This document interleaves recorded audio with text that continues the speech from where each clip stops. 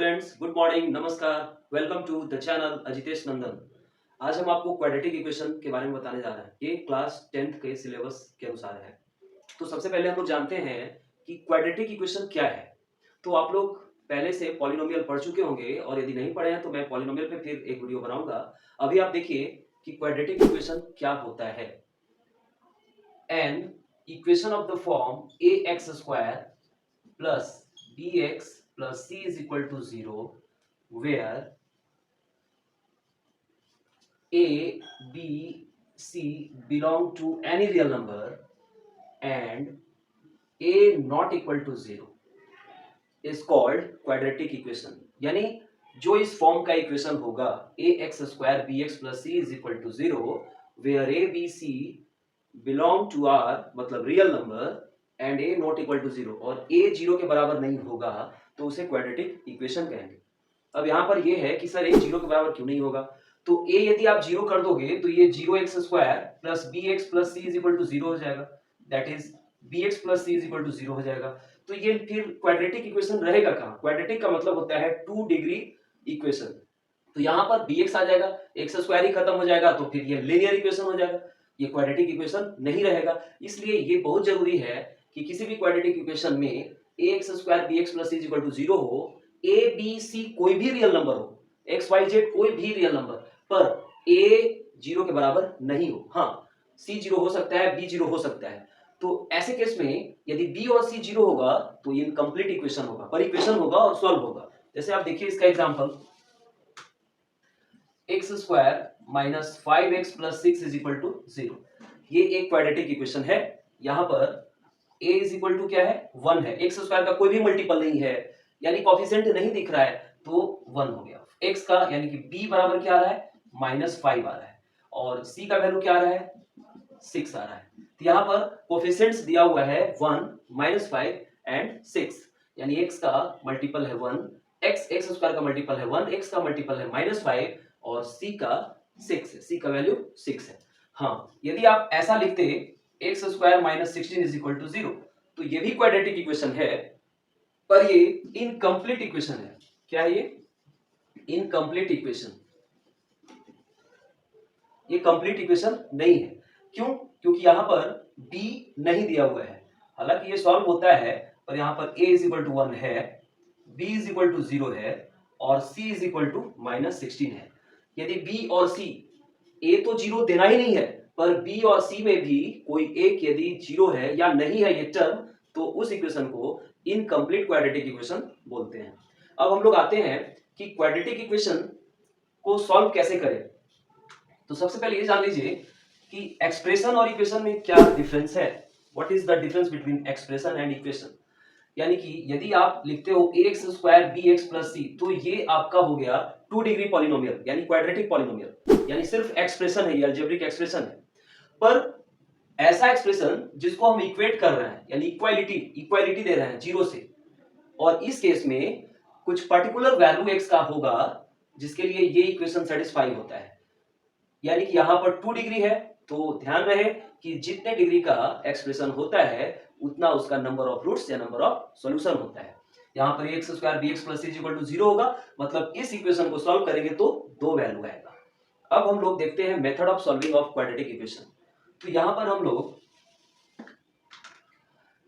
Syllabus के अनुसार 2 method use करेंगे, एक मिडिल टर्म स्प्लिट यानी फैक्टराइजेशन मेथड और दूसरा श्रीधर आचार्य फॉर्मूला या क्वाड्रेटिक फॉर्मूला से। 2 मेथड है इसको सॉल्व करने का। हालांकि एक और मेथड है कंप्लीटिंग स्क्वायर मेथड, पर इस मेथड को सीबीएसई में इस बार हटा दिया है, इस बार नहीं पूछने वाला है। तो हम लोग 2 मेथड को पढ़ते हैं। पहला हम लोग पढ़ेंगे श्रीधर आचार्य फॉर्मूला या क्वाड्रेटिक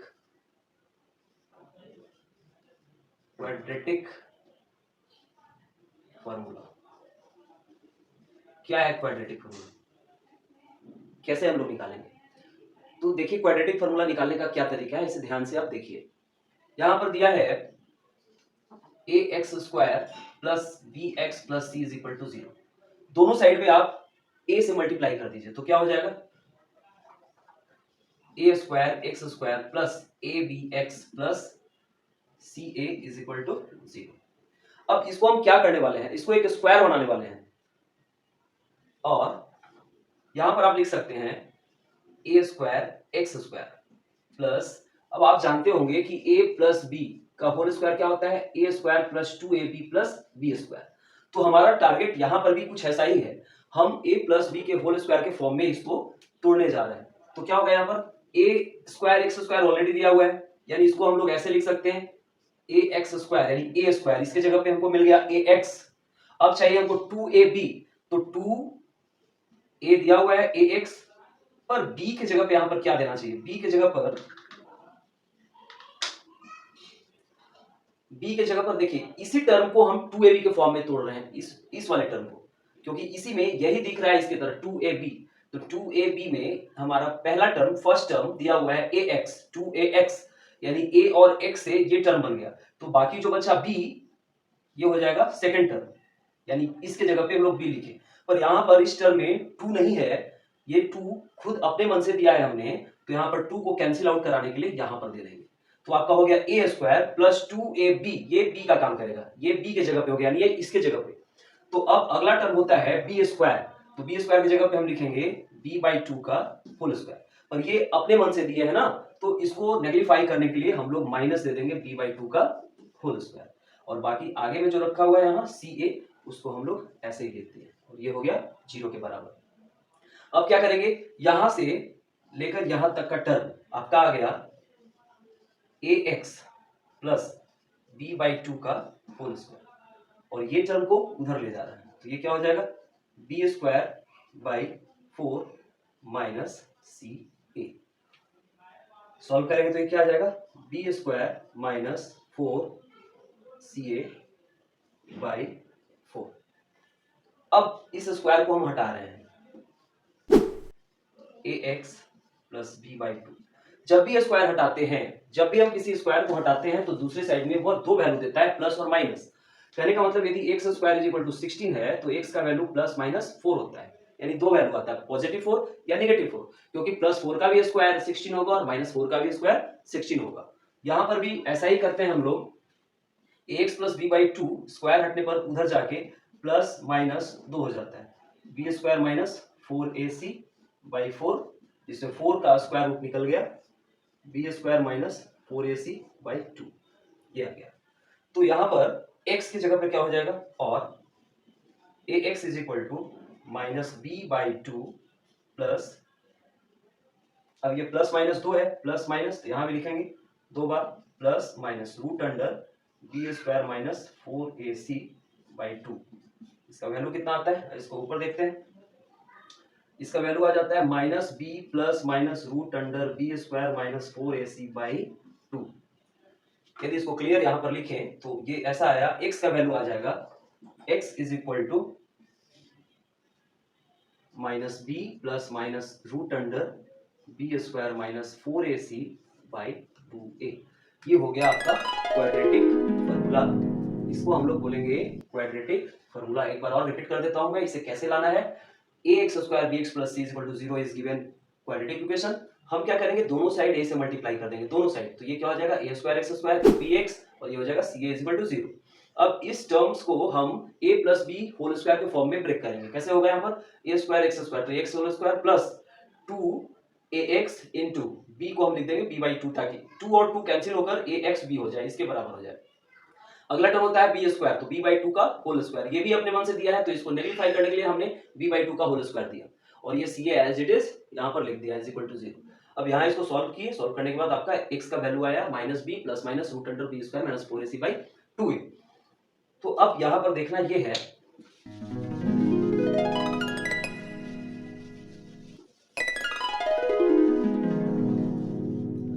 यहाँ पर b² माइनस 4ac को हम लोग बोलते हैं, इसको शॉर्ट में बोलते हैं d, और d का मतलब होता है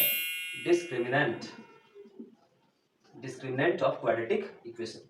तो ये d का बहुत इंपॉर्टेंट रोल है यहाँ पर, अभी आगे मैं बताने जाऊंगा कि d का क्या इंपॉर्टेंट रोल है। पहले यहाँ पर देखेंगे दो वैल्यू आया x का, alpha is equal to minus b plus root under d/2a। यदि हम b² माइनस 4ac की जगह पे d लिखते हैं तो, और बीटा इज इक्वल टू हो गया minus b minus root under d/2a। ये आपका क्वाड्रेटिक फॉर्मूला हुआ, जिसका डायरेक्ट यूज करके हम x का वैल्यू निकाल सकते हैं। दूसरा फॉर्मूला जो है वो दूसरा मेथड है वो है फैक्टराइजेशन मेथड, यानी मिडिल टर्म को स्प्लिट करके हम लोग फैक्टराइजेशन मेथड से हम लोग बना सकते हैं। जैसे इसका एक एग्जांपल मैं दे रहा हूं, ए यहां पर आपका X square minus 5x plus 6 is equal to 0 एक इक्वेशन है जिसको सॉल्व करना है। तो इस मेथड से सॉल्व करने के लिए हम क्या करेंगे, यहाँ पर दिया हुआ है गिवन में क्या क्या दिया हुआ है, a is equal to 1, b is equal to -5, c is equal to 6। तो d क्या हो जाएगा, d is equal to b square minus 4ac, that is b की जगह पर यहाँ पर -5 लिखेंगे। ये ध्यान रहे कि नेगेटिव टर्म हो तो पूरा टर्म को हम b का वैल्यू लेते हैं, ऐसा नहीं कि -5 दिया हो तो सिर्फ 5 लेते हैं, नहीं, पूरा -5, क्योंकि मेरा ओरिजिनल फॉर्म जो होता है यहाँ पर पॉजिटिव होता है।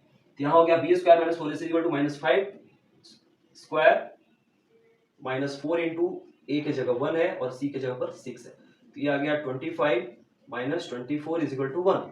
तो डी का वैल्यू यहाँ पर 1 आया तो 2x यानी एक बार अल्फा, अल्फा का वैल्यू आ जाएगा -b, यानी माइनस तो है ही फॉर्मूला में, ऐसा नहीं समझना चाहिए कि ये माइनस, नहीं, माइनस यहाँ ऑलरेडी फॉर्मूला में है। और b का भी वैल्यू कितना है -5, तो इसको ब्रैकेट में दे देंगे प्लस √1/2a, यहाँ पर 2a की जगह पर लिखेंगे 2 इंटू 1, 2 इंटू 1, क्योंकि यहाँ पर a का वैल्यू 1 है।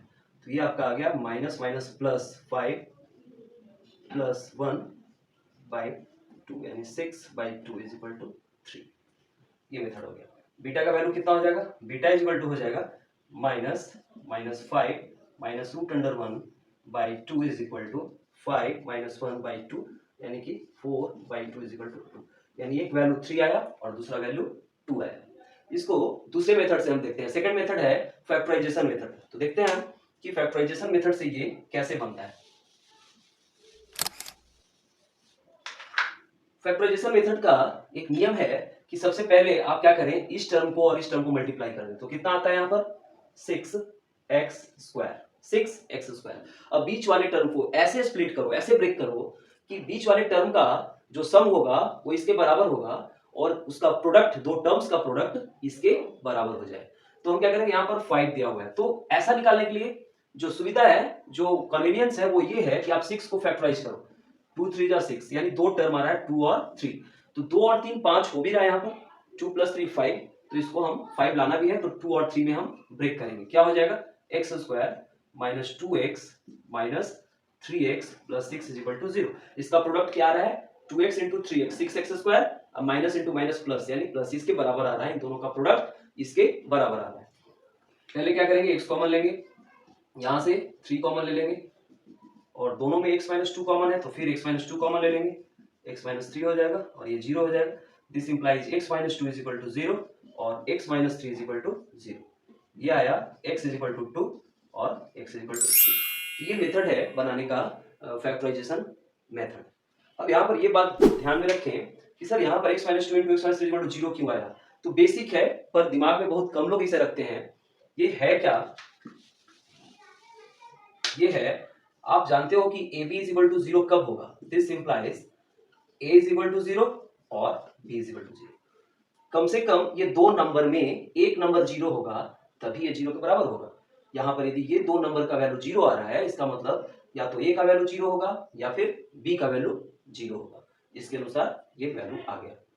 तो आगे हम बताएंगे nature of roots, relationship between roots and coefficient, ये अगला वीडियो में बताएंगे। फिलहाल आप चैनल को सब्सक्राइब करें और बेल आइकन को भी दबाएं और आने वाला वीडियो का इंतजार करें। तब तक के लिए धन्यवाद।